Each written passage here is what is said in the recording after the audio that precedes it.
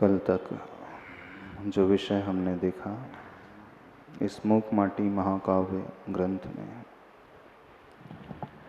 अनेकांत क्या होता है, स्यादवाद क्या होता है, पेज नंबर 172 में जैन धर्म का सबसे प्रमुख सिद्धांत,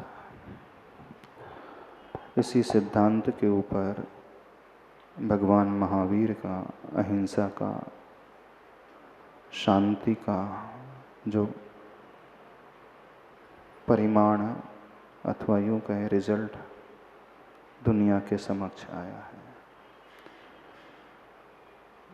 परिणाम जो होता है वही मैटर करता है। धर्म के क्षेत्र में भी हमारे परिणाम ही मैटर करते हैं। परिणाम का अर्थ भाव भी होता है, परिणाम का अर्थ रिजल्ट भी होता है।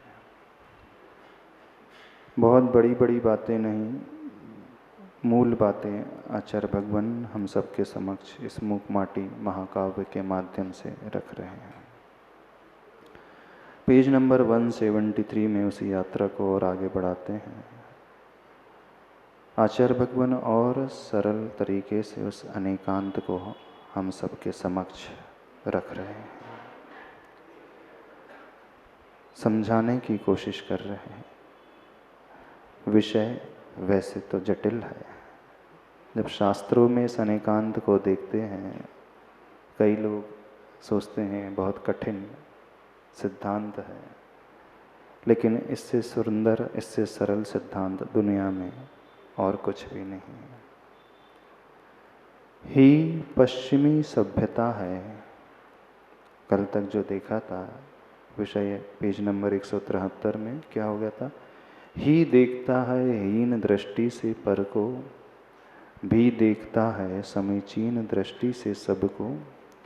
ही वस्तु की शक्ल को ही पकड़ता है, भी वस्तु के भीतरी भाग को भी छूता है। जब जब व्यक्ति ही पर अड़ा रहता है, यानी अपनी ही बात मनवाने पर खड़ा रहता है, तो नियम से समझना वह सामने वाले को एकदम हीन तुच्छ मान लेता है, बहुत छोटा स्वीकार लेता है। यह धारणा बना लेता है कि सामने वाला कुछ समझता नहीं। तो इसी बात को आचार्य भगवान कह रहे हैं, ही देखता है हीन दृष्टि से पर को। सामने वाले को स्वीकारता ही नहीं, लेकिन भी कैसा होता है? समीचीन दृष्टि से सबको देखता है। जो प्रॉपर तरीका होता है, सबको उतना ही वह वेटेज देता है जितना दिया जाना चाहिए। हर व्यक्ति को उतना ही महत्व अवश्य देता है। ही वस्तु की शक्ल को ही पकड़ता है, बाहरी रूप को ही पकड़ता है, लेकिन भी वस्तु के भीतरी भाग को भी छूता है। आगे की यात्रा। ही पश्चिमी सभ्यता है, भी है भारतीय संस्कृति भाग्य विधाता। विषय कठिन तो नहीं लग रहा? हाँ। रावण था ही का उपासक, राम के भीतर भी बैठा था। यही कारण है कि राम उपास्य हुए हैं, रहेंगे आगे भी। उदाहरण दे रहे हैं आचार्य भगवान रावण का, और ही के लिए कहा जा रहा है पश्चिमी सभ्यता है। पश्चिमी सभ्यता से अभिप्राय ये लेना, इस भारत देश पर, भारतीय संस्कृति पर दुनिया के बहुत सारे देशों ने आक्रमण किया है, अपने अधीन बनाने की कोशिश की है। वही व्यक्ति दूसरों को अपने अधीन बनाता है अथवा बनाना चाहता है जो सामने वाले को एकदम तुच्छ मानता है। तो जो पश्चिमी सभ्यता रही है वह आक्रमण की सभ्यता रही है, लेकिन भारतीय संस्कृति जो है वह दुनिया को अपने भीतर समेटने की संस्कृति है। यही भारत देश की विशालता है कि यहाँ पर सभी धर्म को पूर्ण रूप से आश्रय मिल जाता है। अन्य धर्म को मानने वाले लोग भी यहाँ पर बड़ी शांति से रह जाते हैं। चाहे वो किसी भी देश से आए हों, जो इस देश के कभी हिस्से नहीं थे, जो इस देश की संस्कृति को नहीं जानते थे, पहचानते थे, मानते थे, वे जब यहाँ पर आए तो भारतीय लोगों ने उन्हें आश्रय भी दिया, प्रेम भी दिया, वात्सल्य भी दिया। तो भारतीय संस्कृति हमेशा देने पर विश्वास करती रही है, लेकिन पश्चिमी संस्कृति थोपने पर विश्वास करती है अथवा अधीनस्थ बनाने का वह कार्य हमेशा से करती रही है। तो भारत देश की एक विशेषता है, भारत देश ने कभी चला कर के किसी पर कोई आक्रमण नहीं किया। हर बार उसने सहा ही है और सहने के पश्चात उन्हें गले भी लगाया है और अपने ही संस्कृति का एक हिस्सा भी बना लिया है। ये भारत देश की महान विशालता है। तो आचार्य भगवान कह रहे हैं भारतीय संस्कृति ऐसे कैसे बन गई, तो उसके पीछे सबसे बड़ा कारण भी का है, यानी हम भी हैं और आप भी हैं। हमारा भी अस्तित्व है, आपका भी अस्तित्व है। जो हम अपने लिए चाहते हैं हम आपको भी वही प्रदान करते हैं, क्योंकि आप भी वैसा ही जीना चाहते हो जैसा हम चाहते हैं। भगवान महावीर स्वामी का जो संदेश है जियो और जीने दो का, वो का संदेश क्या कह रहा है, वो भी से ही निकल कर के आया है। यानी जैसे हम जीना चाहते हैं जिस सुकून से, स्वतंत्रता से, वैसा ही दुनिया का हर सामने वाला प्राणी भी जीना चाहता है। वैसा ही वह सब कुछ, सब तरीके को अपनाना चाहता है, और इसी का नाम धर्म है। तो ये जो धर्म की संस्कृति का बीजारोपण हुआ, तो भगवान महावीर अथवा परंपरा से और हम पीछे चले जाएं तो आदिनाथ स्वामी जी जो प्रथम तीर्थंकर थे जैन धर्म के, और महावीर स्वामी अंतिम तीर्थंकर थे। सभी तीर्थंकरों ने यही उपदेश दिया कि एक दूसरे के साथ सामंजस्य बैठा करके, एक दूसरे को यथायोग्य स्थान दे करके, मात्र मनुष्य के लिए ही नहीं, चाहे वो 4 इंद्रिय जीव हो, 3 इंद्रिय हो, 2 इंद्रिय हो, अथवा 1 इंद्रिय भी हो जो हमें दिखाई भी नहीं देता है, वो वायु का एक जीव हो, ऐसे सूक्ष्म जीव जो हमारी आंखों के विषय नहीं बनते हैं लेकिन उनका भी अस्तित्व है। तो भगवान महावीर स्वामी ने कहा कि उन्हें भी बिल्कुल वैसा ही स्थान दिया जाना चाहिए, क्योंकि वे भी जीव हैं, चेतन तत्व हैं, और वे भी वैसा ही चाहते हैं जैसा हम चाहते हैं। तो इसी भी के सिद्धांत पर भारतीय संस्कृति इतनी विशाल बनी, सबके लिए आश्रय देने वाली बनी। तो उसी बात को आचार्य भगवान लिख रहे हैं, भी है भारतीय संस्कृति भाग्य विधाता। समझ में आ रहा? भारत देश की विशालता कितनी है, बहुत बहुत विशालता है, लेकिन पश्चिमी संस्कृति की बहुत संकीर्णता है। रावण था ही का उपासक, राम के भीतर भी बैठा था। चूंकि रावण ही का उपासक था, इस कारण अर्धचक्री होकर के भी, सब कुछ होकर के भी, नीति न्याय को जानने वाला बहुत बड़ा विद्वान पंडित होकर के भी अपने अहम को लेकर के बैठा रहा, और वही अहम जो ही वाला है कि मैं ही सब कुछ हूँ, उसे ले डूबा। तो जो व्यक्ति जितना अहंकारी होता है, अहम को लेकर के जीता है, चलता है, नियम से मानना वो ही का ही उपासक है। वो सामने वाले को कुछ भी समझता नहीं, स्थान देना नहीं चाहता है। और जो व्यक्ति भी की उपासना करता है वह उतना ही विनयशील होता है, सामने वाले का रिस्पेक्ट भी करता है। तो आपके भीतर क्या बैठा है, ही की भी? यदि भी बैठा है तो मानना आप किसी से अहम के भरोसे खड़े होकर के कुछ करोगे नहीं। आपका व्यवहार बहुत विनयशील रहेगा, नम्र रहेगा। अक्खड़पना आपके भीतर हो ही नहीं सकता, अकड़ना आपकी स्थिति हो ही नहीं सकती। लेकिन अकड़ते हो ना, किन्हीं किन्हीं के सामने आपकी अकड़न आ जाती है, सबके सामने तो नहीं आती। हाँ? और जब अकड़न आ रही है, यानी मानना ही हमारा जो भीतर बैठा हुआ है वो बाहर निकल करके आ रहा है।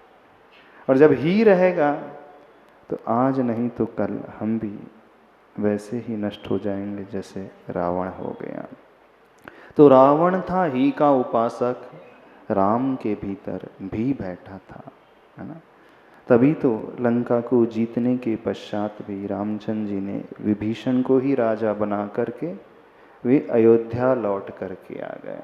चाहते तो अच्छे से रह सकते थे, सोने की लंका में बढ़िया राज करके रह सकते थे। जीत लिया, रावण परास्त हो गया। पर रामचंद्र जी का उद्देश्य रावण को परास्त करने का, नष्ट करने का तो था ही नहीं। बस नीति न्याय के लिए, धर्म के लिए, चूँकि और कोई रास्ता अवशिष्ट नहीं था, बचा नहीं था, इस कारण राम को युद्ध का रास्ता अपनाना पड़ा, शस्त्र उठाना पड़ा। तो राम के भीतर भी बैठा था। यही कारण है कि राम उपास्य हुए। उपास्य का अर्थ पूज्य हुए। इसकी जो पूजा के योग्य होता है, उपासना के योग्य होता है, वो उपास्य कहलाता है। और जो उपासना करता है वो क्या कहलाता है? उपासक कहलाता है, पुजारी कहलाता है। तो रामचंद्र जी पूज्य हुए और हम जो उनकी पूजा कर रहे हैं, पूजक पुजारी समझ लो। राम उपास्य हुए हैं, रहेंगे आगे भी। तो जितने भी उपास्य हुए हैं, पूज्य बने हैं अतीत में, अथवा जो बन रहे हैं, अथवा आने वाले समय में जो बनेंगे, वे सब किसकी उपासना करके उपास्य बने? भी की उपासना करके। भी की उपासना का अर्थ आरती नहीं उतारना है, भी की फोटो लगा करके, भी बीजाक्षर को लिख करके, अथवा भी की मूर्ति बना करके। भी की उपासना का अर्थ है आचरण में वह परिवर्तन आना चाहिए, तो सच्चे रूप से भी की उपासना होगी। जब जब उपासना की बात आती है तो लोग आरती पूजा तक ही सीमित हो जाते हैं, लेकिन वह सच्ची उपासना नहीं मानी जाती है। सच्ची उपासना तो आचरण परक मानी जाती है, जो हमारे आचरण को बदल करके रख दे। तो ऐसी उपासना से ही हम भी उपास्य बन सकते हैं, और भविष्य में जितने भी उपास्य बनेंगे वो भी की उपासना के कारण। भी के आसपास बढ़ती सी भीड़ लगती अवश्य, किंतु भीड़ नहीं, भी लोकतंत्र की रीढ़ है।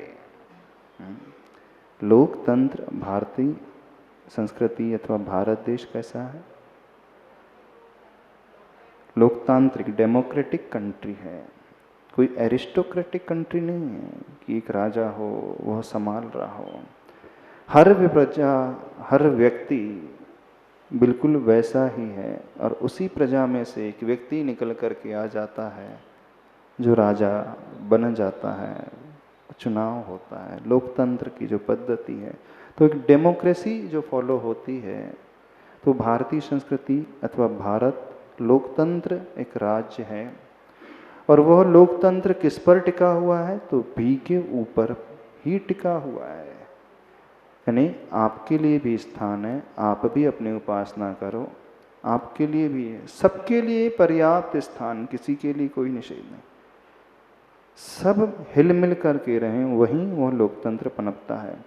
तो भी के आसपास बढ़ती सी भीड़ लगती अवश्य, किंतु वह भीड़ नहीं, भी लोकतंत्र की रीढ़ है।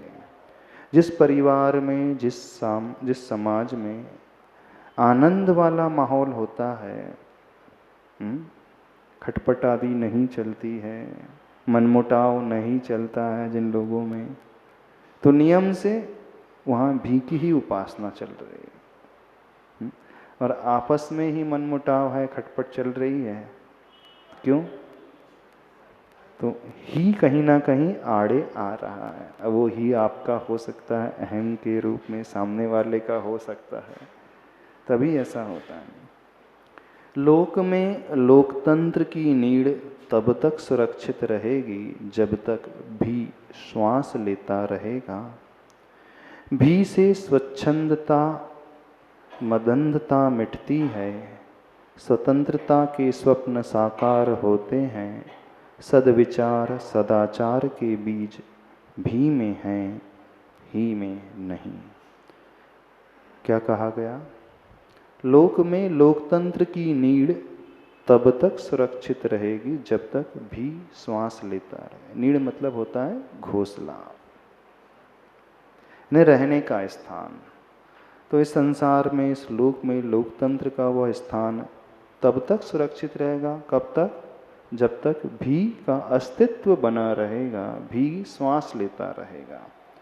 भी से क्या होता है? स्वच्छंदता मिटती है, मदान्धता मिटती है, स्वतंत्रता के स्वप्न साकार होते हैं। जो स्वच्छंद वृत्ति होती है, यानी जैसा तैसा मन में आया व्यक्ति करने लगे, वह मिट जाता है। मद को लेकर के, गर्व अभिमान को लेकर के जो अंधापना हो जाता है, वह भी समाप्त हो जाता है और स्वतंत्रता के स्वप्न साकार होते हैं।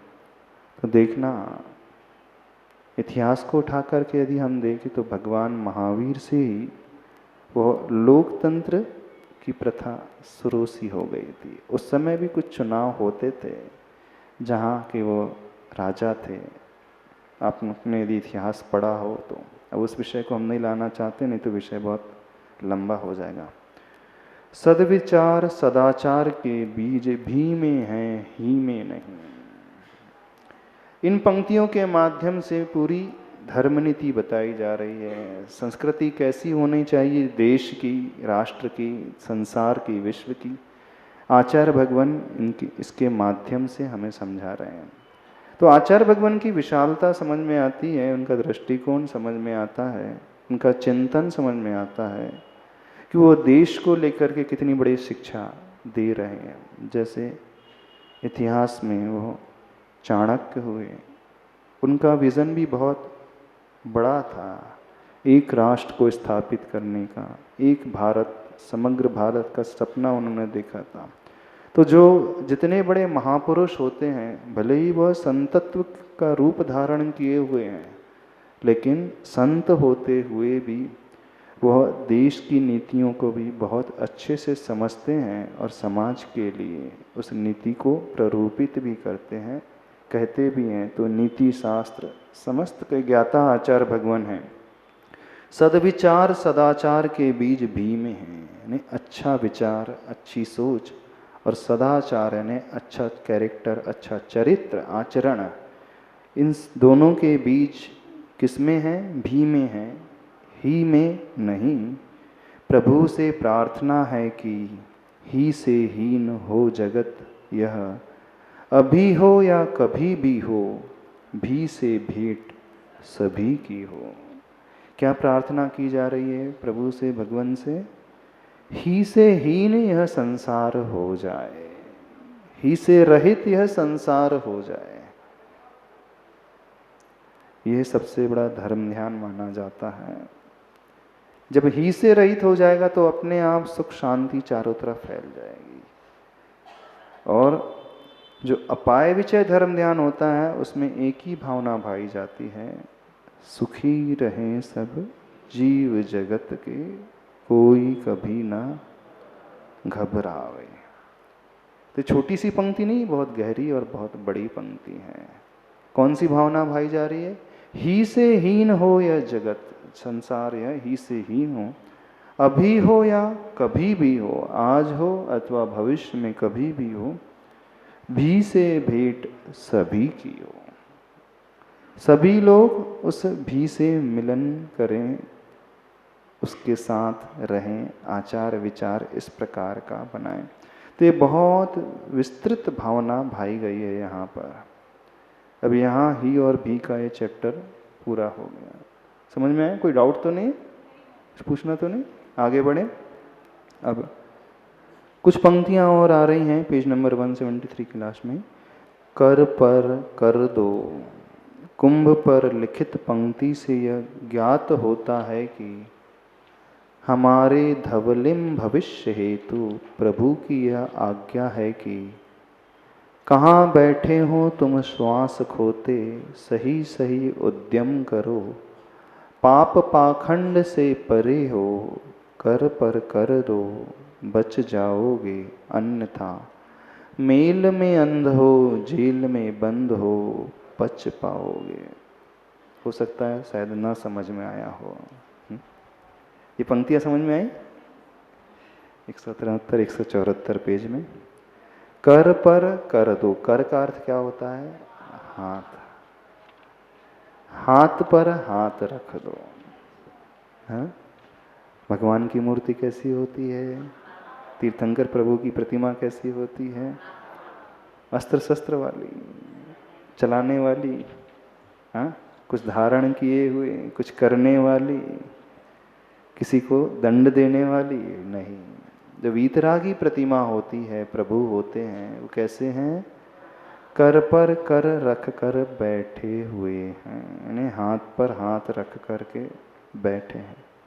वैसे लोक में अच्छा नहीं माना जाता कि हाथ पर हाथ रख कर के बैठ गए, कुछ कर धर ही नहीं रहे, है ना। जो निठल्ला होता है, आलसी होता है, उसे क्या कहा जाता है? हाथ पर हाथ रख कर के बैठा है, कुछ काम धाम ही नहीं करता। हमारे भगवान कैसे हैं? निठल्ले, निकम्मे, निकम्मे है ना।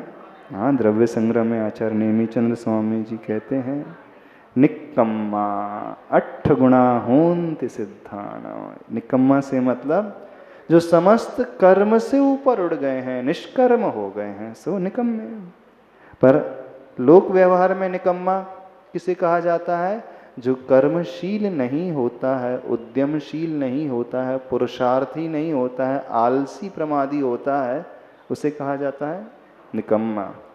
तो वो निकम्मा उस सेंस में है, लेकिन निकम्मे का अर्थ होता है भगवन, जो कर्म से ऊपर उठ चुके हैं, समस्त कर्म जिनके नष्ट हो चुके हैं, यानी जिन्हें अब करने के लिए कुछ भी शेष नहीं रहा। जो करना चाहते थे वो उसे पूर्ण कर चुके हैं। अब किसी कर्म को करने की, यानी क्रिया करने की कोई आवश्यकता नहीं है, सो निकम्मे, निष्कर्म। तो ऐसे व्यक्ति जिन्होंने सब कुछ कर लिया है, तो वो क्या कैसे बैठेंगे फिर? कर पर कर रख कर बैठेंगे।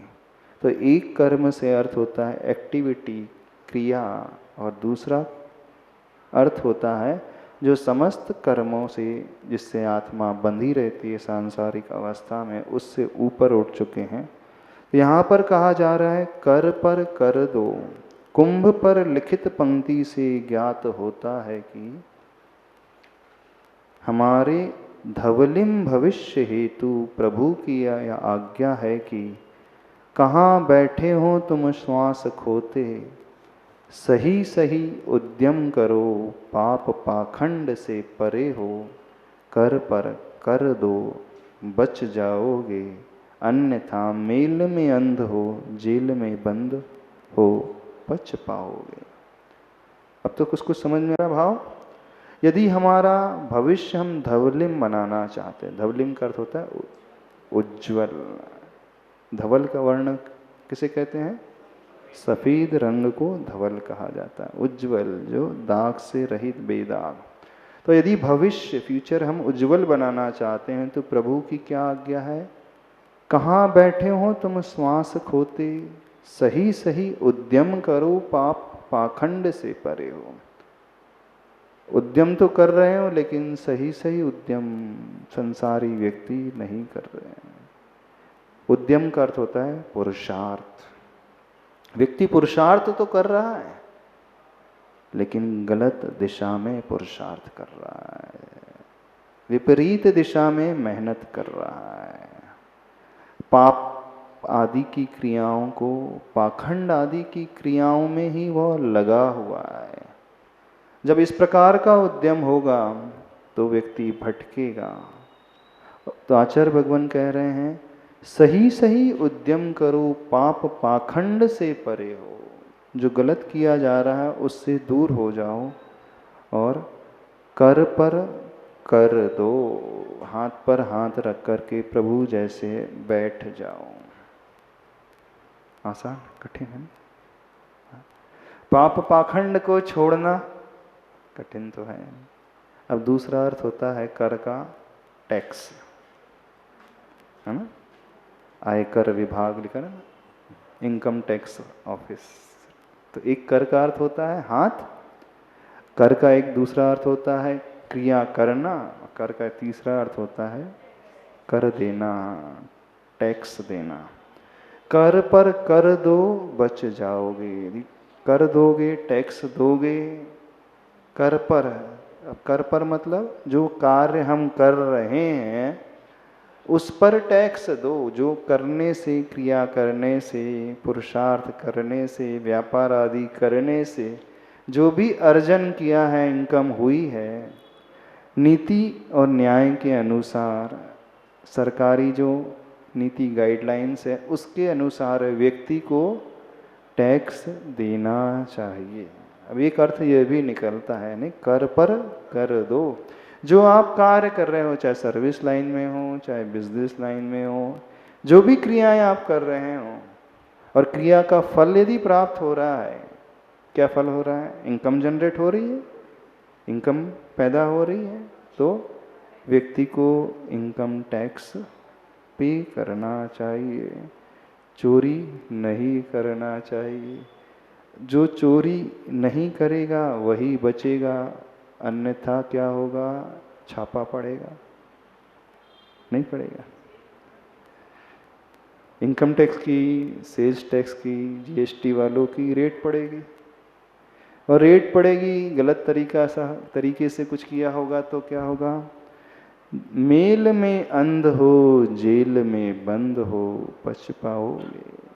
एक दूसरे से मिलने में अंधे होकर के जेल में बंद होना पड़ेगा, पच पाओगे, पक जाओगे। समझ में आया क्या? हाँ, एक दूसरे से मिलते हो, अंधे होकर के सब लगे रहते हो, गलत काम करते रहते हो, सेटिंग करके कार्य करते रहते हो, टैक्स आदि बचाते रहते हो।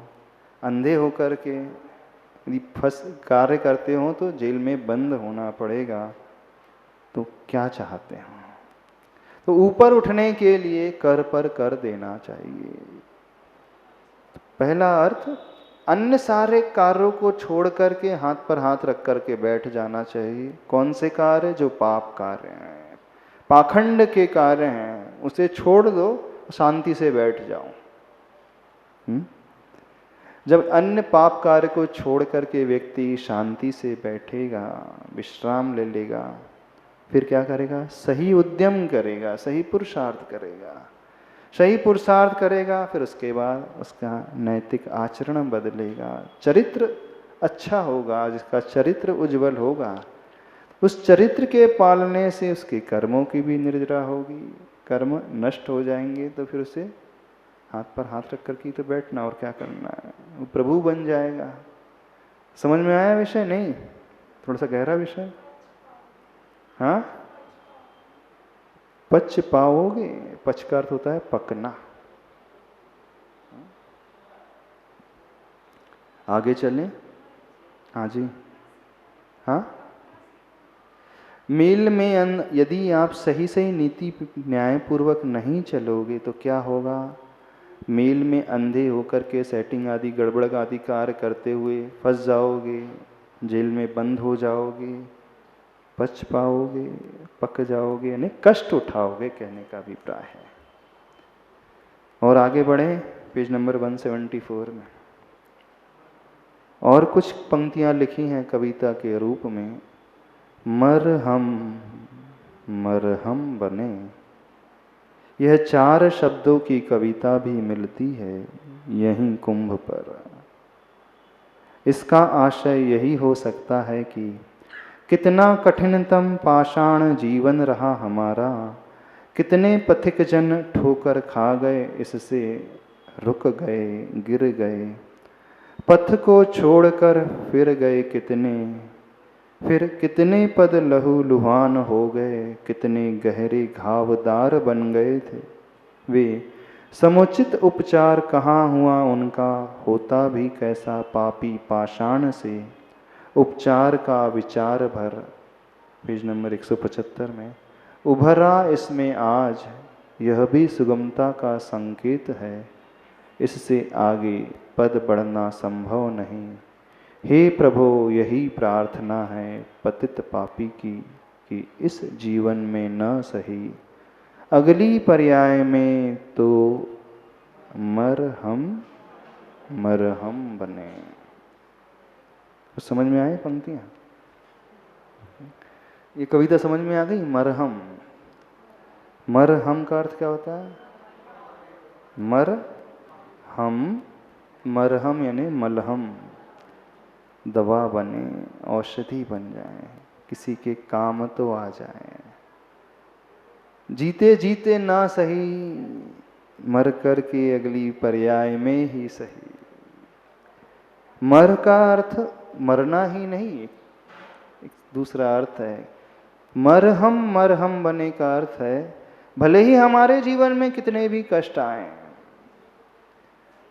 बोलते हैं ना जब बहुत कष्ट आते हैं, मरने की ही कगार पर खड़ा है व्यक्ति, तो मरहम यानी कष्टों को भोग कर, पीड़ा को सहन करके ही सही दूसरे के लिए हम मरहम बने, यानी दवा का कार्य हम करें। भले ही जीवन में प्रतिकूलता है हमारे, लेकिन उसे भी सहन करके हम दुनिया के लिए अनुकूलता बांटना सीखें। बहुत बड़ी बात है, बहुत बड़ी बात है। हम ठोकर भी खाएं, हम कष्ट भी सहें, लेकिन दुनिया के लिए सब कुछ अच्छा अच्छा दें, ऐसी सोच बिरलों की होती।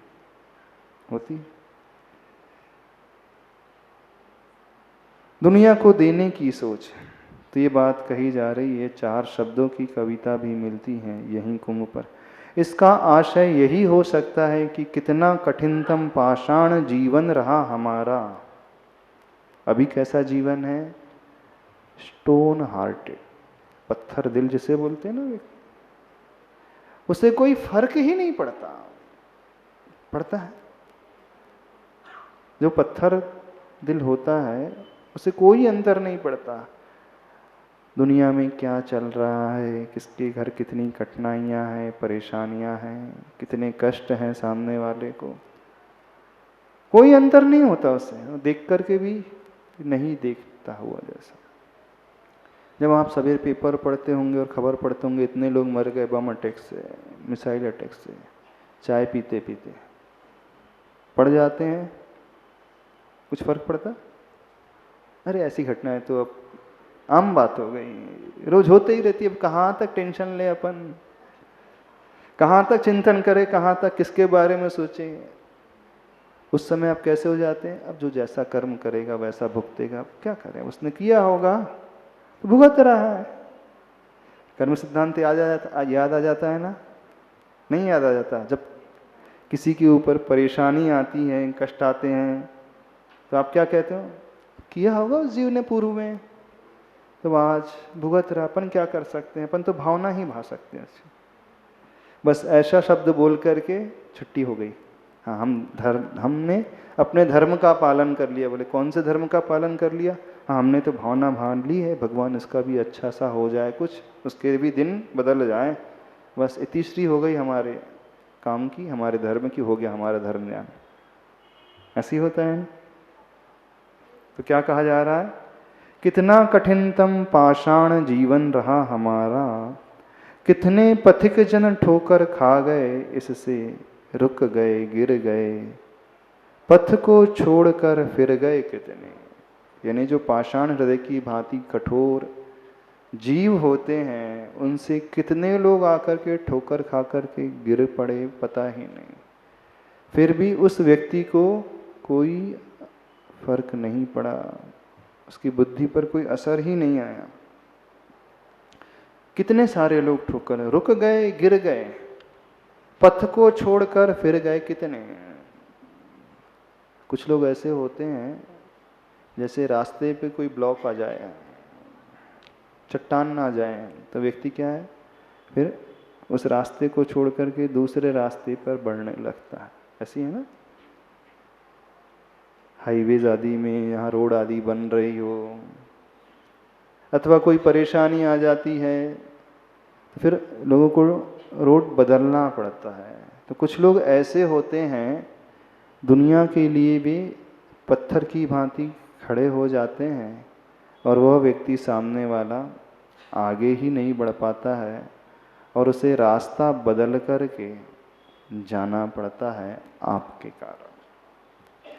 वही बात कही गई है, पथ को छोड़कर फिर गए कितने, बदल गए, फिर कितने पद लहू लुहान हो गए, कितने गहरे घावदार बन गए वे, कितनों के पैरों में चोट लग गई, घाव पैदा हो गए, समुचित उपचार कहाँ हुआ उनका, होता भी कैसा पापी पाषाण से।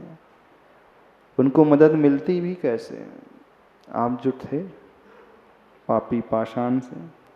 उपचार का विचार भर उभरा उसमें, इसमें आज बस भाव थोड़ा सा पैदा हुआ कि नहीं कुछ मदद होना चाहिए, किसी की हेल्प करना चाहिए, बस इतना ही, इससे ज्यादा क्रियात्मक कुछ नहीं हुआ। जो भी धर्म हुआ शब्दों का धर्म हुआ, निष्क्रिय धर्म हुआ। आप लोगों का धर्म कैसा होता है, बहुत स्वाध्याय करते हैं, शास्त्रों में पढ़ते हैं, नहीं? लेकिन प्रैक्टिकल लाइफ में जब कोई व्यक्ति मिलता है, सम्यक दर्शन की परिभाषा सब पढ़ते हैं ना, सम्यक दर्शन के 8 अंगों का भी वर्णन पढ़ते हैं।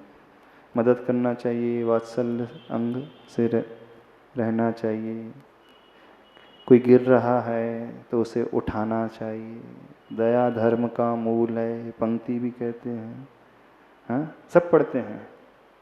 लेकिन जो पढ़ा और वही घटनाक्रम यदि सामने दिख जाए, वैसी परिस्थिति नजर आ जाए, तो आचरण में क्या होता है? तो आप कहते हैं धर्म ध्यान का मतलब क्या है? भावना करना लिखा है। अपाय विषय धर्म ध्यान किसे कहते हैं?